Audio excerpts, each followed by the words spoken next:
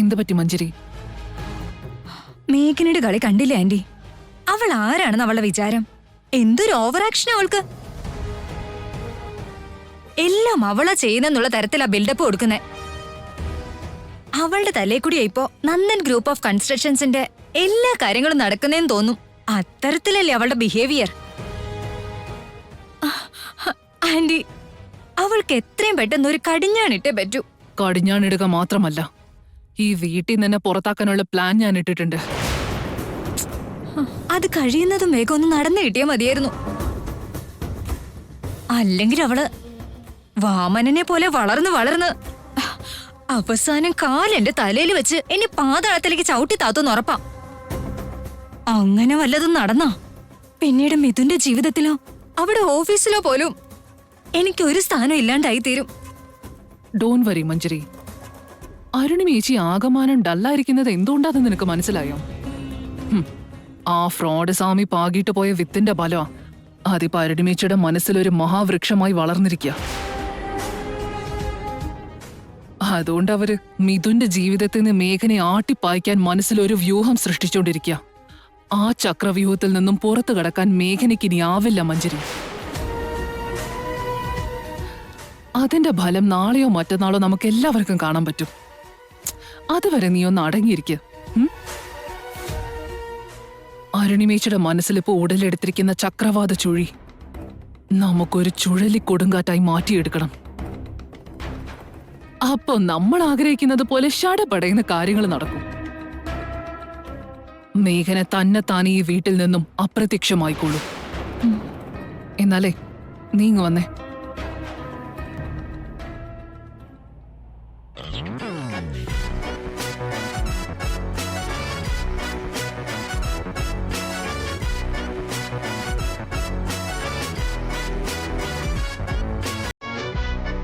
ചാരു, നിനക്ക് എത്രയും പെട്ടെന്ന് ഒന്ന് ടെറസിന്റെ മുകളിലേക്ക് വരാൻ പറ്റുമോ?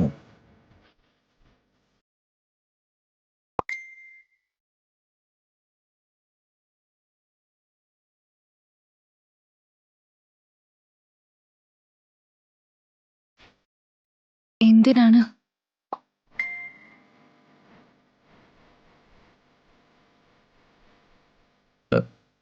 നിന്നോട് എനിക്കൊരു രഹസ്യം പറയാനുണ്ട്.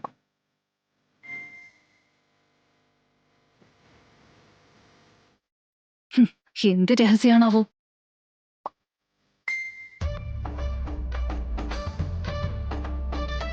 മെസ്സേജിലൂടെ പറയാൻ കഴിയാത്തത് കൊണ്ടല്ലേ നിന്നോട് എൻ്റെ അടുത്തേക്ക് ഞാൻ വരാൻ പറഞ്ഞത്. ഞാൻ നിന്നെ കാണാൻ അവിടെ വെയിറ്റ് ചെയ്യുന്നുണ്ടാവും. Please come.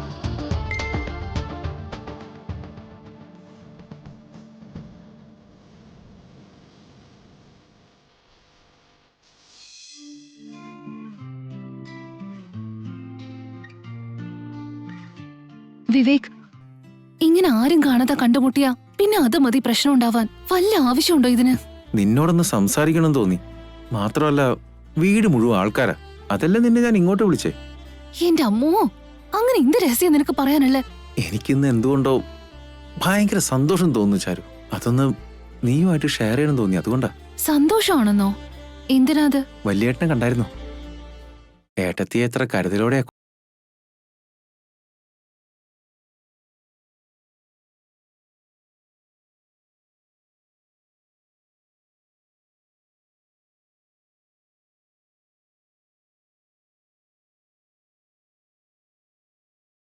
അവരുടെ സ്നേഹം കാണുമ്പോ പെട്ടെന്ന് എനിക്ക് ചുറ്റും ഒരു പോസിറ്റീവ് വൈബ്രേഷൻ ഫീൽ ചെയ്യുന്നു ചാരു.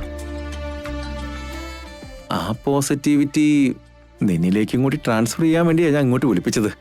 ശരി, ആസ്വദിച്ചു കഴിഞ്ഞല്ലോ. നിന്റെ ആനന്ദം എന്നോട് ഷെയർ ചെയ്തല്ലോ. എന്നാ ഇനി ഞാൻ പോട്ടെ. ചാരു പ്ലീസ്. തുള്ളിക്കൊരു കുടം പോലെ പെയ്തുകൊണ്ടിരിക്കുന്ന എന്റെ ഉള്ളിലെ ആനന്ദമഴ ഇടിവെട്ടിയ പോലെ നിർത്തിക്കളയല്ലേ. എന്നാ പിന്നെ ഞാനിനി എന്താ ചെയ്യണ്ടേ? ആദ്യം എനിക്ക് പറയാനുള്ളതൊക്കെ കേക്ക്. ചാരു, ഏട്ടനും ഏട്ടത്തിയമ്മയും തമ്മിലുള്ള പ്രശ്നം ഏകദേശം തീരാറായിക്കൊണ്ടിരിക്കുക. അവരിനി ഒന്നിച്ച് കഴിഞ്ഞോളും. അവര് രണ്ടുപേരും ഒന്നിച്ച് കഴിയുമ്പോ നമ്മുടെ പ്രശ്നത്തിനും ഒരു പരിഹാരം കിട്ടും. നമ്മൾ തമ്മിൽ ഒന്നിക്കാനും ഇനി അങ്ങോട്ട് യാതൊരു തടസ്സവും ഉണ്ടാവില്ല. എനിക്കറിയാൻ ചാരു, എന്നെ നിനക്ക് ഒത്തിരി ഇഷ്ടമൊക്കെയാണ്. പക്ഷെ ആ ഇഷ്ടം എക്സ്പ്രസ് ചെയ്യാൻ നിനക്ക് പറ്റുന്നില്ല. മനസ്സിൽ ഒളിപ്പിച്ചിരിക്കല്ലേ. എന്നിട്ട് എന്റെ വായിന്നെല്ലാം കേട്ട് രസിച്ചോളൂ. അങ്ങനെയൊന്നും അല്ല വിവേക്. നീ എന്താ എന്നെ മനസ്സിലാക്കാത്തെ? ഇതിൽ കൂടുതൽ എനിക്കൊന്നും മനസ്സിലാക്കാനില്ല. നീയാണ് ഇനി എന്നെ മനസ്സിലാക്കേണ്ടത്. നീ ഒന്നും പറയുന്നില്ലെങ്കിലും നിന്റെ മനസ്സ് എന്താണെന്നുള്ളത് എനിക്കറിയാം. ആ മനസ്സിനുള്ളിൽ നീ ഒളിപ്പിച്ചിരിക്കുന്ന എന്നോടുള്ള സ്നേഹവും എനിക്ക് മനസ്സിലാവും. നമ്മുടെ കാര്യത്തെക്കുറിച്ച് ഏട്ടനോടും ഏട്ടത്തിയമ്മയോടും ഒന്ന് പറഞ്ഞു നോക്കിയാലോ? പിന്നെയല്ല അവര് നോക്കിക്കോളുമല്ലോ. അവര് തന്നെ നമ്മുടെ കല്യാണം നടത്തിക്കോളും. ഒന്നും വേണ്ട വിവേക്. നീ വിചാരിക്കുന്ന അത്ര എളുപ്പമല്ല കാര്യങ്ങള്. അത് നിന്റെ വെറും സ്വപ്ന. നിന്റെ മനസ്സിൽ എന്നോടുള്ള ഇഷ്ടക്കൂടുതൽ കൊണ്ടാ നീ ഇങ്ങനെയൊക്കെ മോഹിക്കുന്നെ. ഇതൊന്നും നടക്കില്ല വിവേക്. നീ സത്യാവസ്ഥ മനസ്സിലാക്ക്. അല്ലെങ്കിൽ അവസാനം ദുഃഖിക്കേണ്ടി വരും. ചരു ചരു ചാരു ഒന്നോടെ നിന്നേ. ചാരു,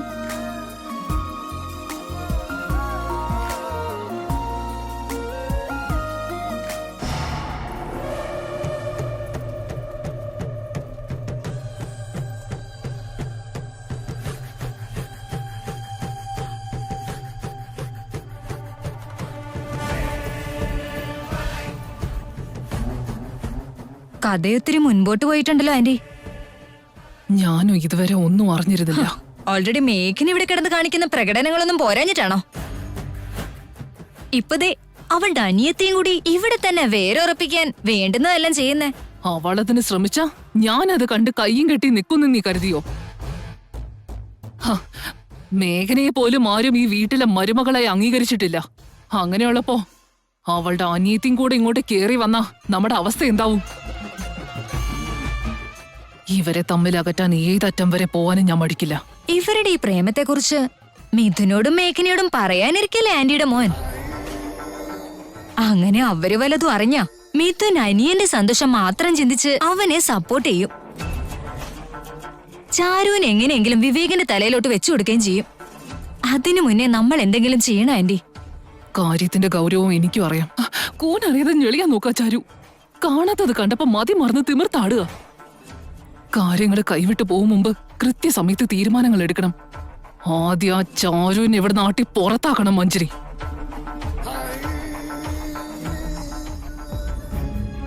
മേഘനെ, നീ എന്തേ ചെയ്യുന്നേ? നിനക്ക് വല്ലതും വേണമെങ്കിൽ എന്നോട് ചോദിച്ചാ പോരെ, അല്ലെങ്കിൽ സ്വാതിയോട് ചോദിക്കും. സ്വാതി ഇല്ലെങ്കിൽ സുദീപിനോട് ചോദിച്ചാ പോരെ. ചെറിയ ചെറിയ പണിയൊക്കെ ചെയ്തില്ലെങ്കിൽ എങ്ങനെയാ മിഥുനേട്ടാ? ഈ സമയത്ത് ഭർത്താവ് പറയുന്നതൊക്കെ അനുസരിക്കാൻ നോക്കുമോളെ. വയറ്റി കിടക്കുന്ന കുഞ്ഞ് നന്നായിരിക്കാനല്ലേ അവന് ഈ പെടാപ്പാട് പെടുന്നതൊക്കെ. നീ അതിനെക്കുറിച്ചൊന്നും ചിന്തിക്കുന്നില്ലല്ലോ എന്ന് ഓർക്കുമ്പോ സങ്കടാവുക. ഞാൻ ശ്രദ്ധിക്കുന്നുണ്ട് അച്ഛമ്മേ.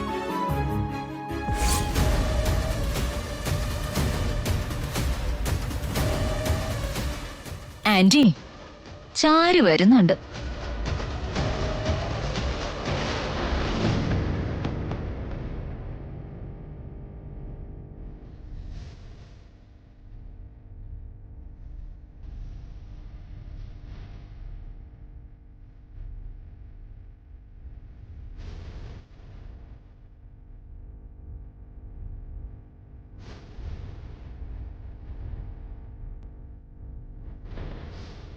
പറഞ്ഞതൊക്കെ ഓർമ്മയുണ്ടല്ലോ. ഒന്നും പിഴയ്ക്കാതെ നോക്കണം.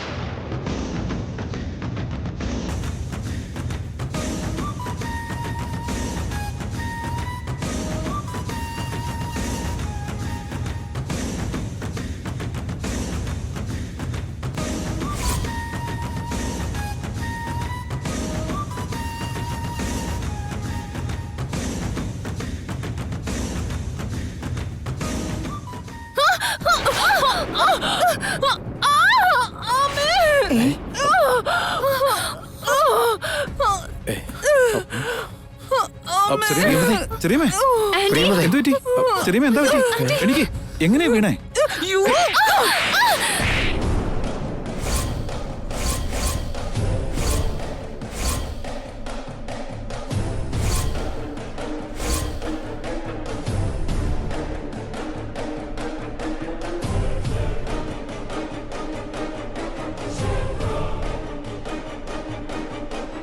നിന്റെ കണ്ണെന്താടി തലയിലാണോ ഇരിക്കുന്നേ? അറിയാതെ പറ്റിപ്പോയതല്ല പ്രിയമത ആന്റി. അറിയാതെ പറ്റിപ്പോയതാ. കാല് പിടിച്ച് കേണ അപേക്ഷിക്കാന്നൊക്കെ പറഞ്ഞ എന്റെ നടുവിന്റെ വേദന മാറി കിട്ടോടി.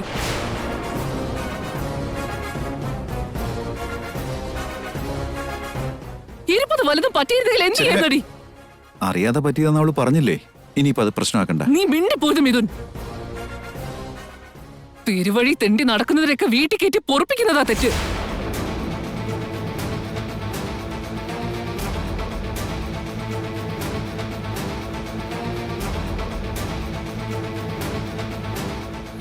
അനർഹമായത് കൈ കിട്ടിയപ്പോ തലമറന്ന് എണ്ണ തേക്കാൻ ശ്രമിക്കല്ലേ ഈ ദരിദ്രവാസി. കാല് നിലത്തുറപ്പിക്കാതെ പറന്ന് നടക്കുന്നു. ഒരു ചിറകും കൂടെ പിടിപ്പിച്ചു കൊടുത്തിരുന്നെങ്കിൽ എന്നെ കൊത്തിക്കൊണ്ടുപോയി വല്ല കുളത്തിലുട്ടേനെ.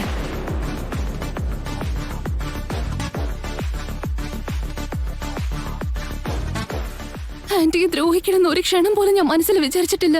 ആ നിന്റെയൊക്കെ ഉദ്ദേശം എന്താണെന്നും എന്ത് ഉദ്ധരിക്കാൻ ഇങ്ങോട്ട് കേറി വന്നതെന്നും എല്ലാം എനിക്ക് നന്നായിട്ട് അറിയാം.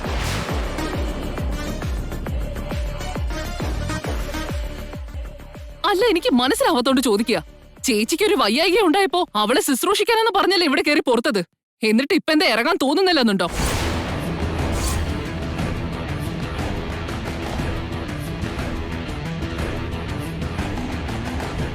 മേഘനയുടെ വയ്യായികയൊക്കെ മാറിയിട്ടും എന്ത് ഉദ്ദേശത്തിലാണ് നീ ഇവിടെ തന്നെ നിൽക്കുന്നത്?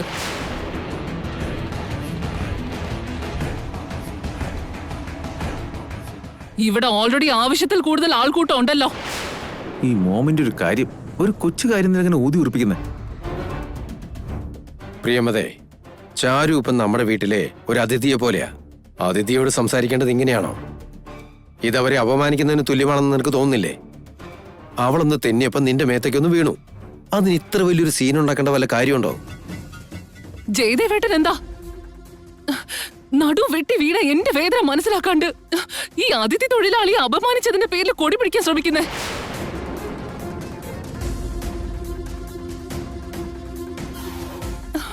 വീട്ടിലുള്ളവരുടെ വിഷമം മനസ്സിലാക്കാണ്ട് ഇങ്ങനെ വലിഞ്ഞു കയറി വന്നവളെ സപ്പോർട്ട് ചെയ്യുന്നത് എന്തിനാ? ചാരു ഏത് വകുപ്പിലാ വലിഞ്ഞു കയറി വന്നവളാകുന്നേ?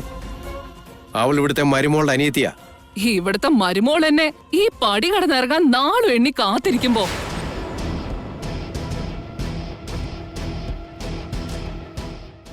അവളുടെ അനുജത്തിയെ 3 നേരം വയറ് നിറച്ച് ഊട്ടി തീറ്റി സുഖിപ്പിച്ച് പോറ്റാനുള്ള പുറപ്പാടാണല്ലോ. നിർത്തി ചെറിയമ്മേ.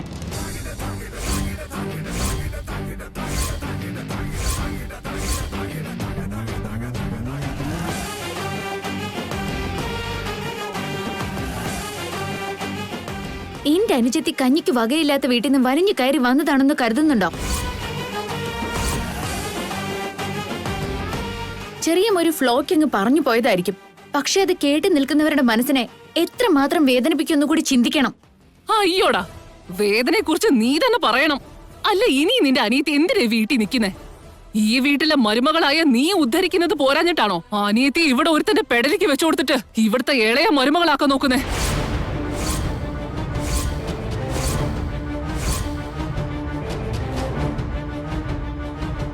ഒരു കാര്യം ഞാൻ പറഞ്ഞേക്കാം, നിന്റെ ഈ പരിപ്പ് എന്റെ അടുത്ത് വേവില്ല എന്ന് ഓർമ്മയിലിരിക്കട്ടെ.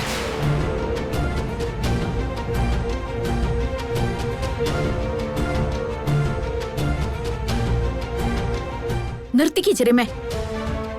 മറ്റൊരാളുടെ നേരെ വിരൽ ചൂണ്ടി പഠിക്കുമ്പോ 100 വട്ടം ഒന്ന് ആലോചിക്കുന്നത് നല്ലതാ. ചെറിയമ്മ മുൻപും പിൻപും ഒന്നും ആലോചിക്കാതെയാ എന്റെ അനിയത്തിയുടെ മേലെ ഇങ്ങനെ ഒരു പഴി ചാരുന്നത്. എങ്കിൽ പിന്നെ പൊര നിറഞ്ഞു നിൽക്കുന്ന മഹതി എന്തിനാ കെട്ടാത്തൊരു ചെറുക്കനുള്ള വീട്ടിൽ കയറി ഇങ്ങനെ അട്ടിപ്പേര് കിടക്കുന്നേ?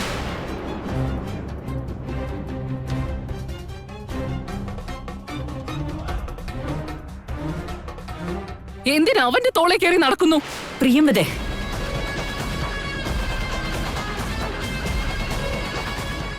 ഒന്നുമില്ലാത്തൊരു ചെറിയ കാര്യത്തിന്റെ പേരിൽ നീ അനാവശ്യം വിളിച്ചു പറയുന്നത്.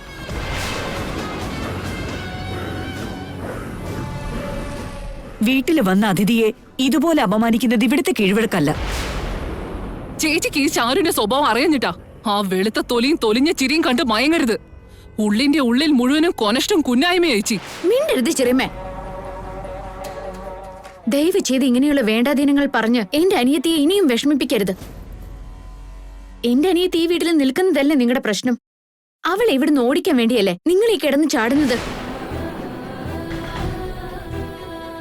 എനിക്കെല്ലാം മനസ്സിലാവുന്നുണ്ട്. ഇത്രയും നിന്ന വാക്കുകൾ കേട്ടതിനു ശേഷം ഇത്തരം ആരോപണങ്ങൾക്ക് വിധേയയായി ഇനി ഒരു ക്ഷണം പോലും എന്റെ അനിയത്തി ഇവിടെ നിൽക്കില്ല.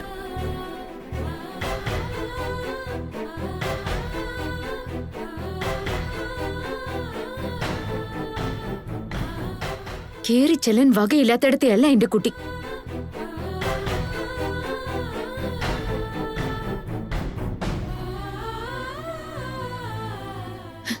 അവൾ ഇവിടുന്ന് പറഞ്ഞു വിടാനായിരുന്നെങ്കിൽ അത് അന്തസ്സോടെ എന്റെ മുഖത്ത് നോക്കി പറയായിരുന്നല്ലോ ചെറിയമ്മേ. നീ വന്നു ചരു.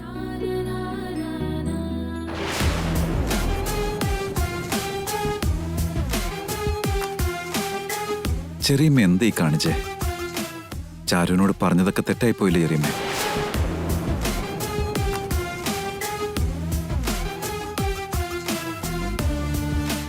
സത്യം പറയണം പ്രിയമതേ, ചാരുവിനെ ഇവിടുന്ന് ഓടിക്കാൻ വേണ്ടിയാണോ നീ ഇത്രയും വലിയ പ്രശ്നം ഉണ്ടാക്കിയത്?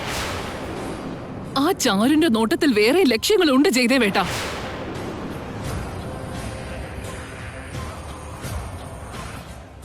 അവളുടെ മനസ്സിലിരിപ്പ് എന്താണെന്നുള്ളത് എനിക്ക് എന്നേ മനസ്സിലായതാ. എന്നാ തെറ്റ് ചെയ്തവരെ സംരക്ഷിക്കാൻ ശ്രമിച്ചുകൊണ്ട് എന്റെ നേരെ എന്തിനാ എല്ലാരും ചാടിക്കളിക്കാൻ വരുന്നേ? ശ്ശേ.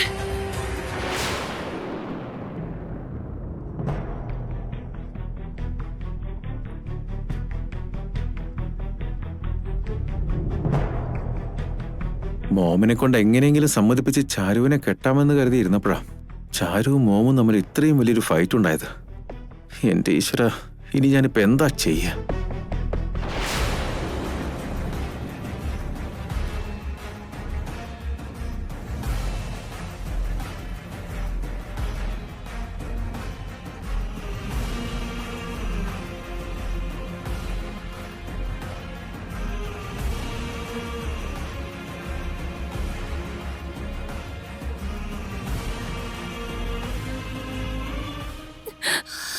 ചേച്ചി, ഞാൻ മനഃപൂർവ്വം ചെറിയ മേടിച്ചതൊന്നുമല്ല. ചരു, നീ എന്നെ ഒന്നും പറഞ്ഞു മനസ്സിലാക്കി തരേണ്ട കാര്യമില്ല.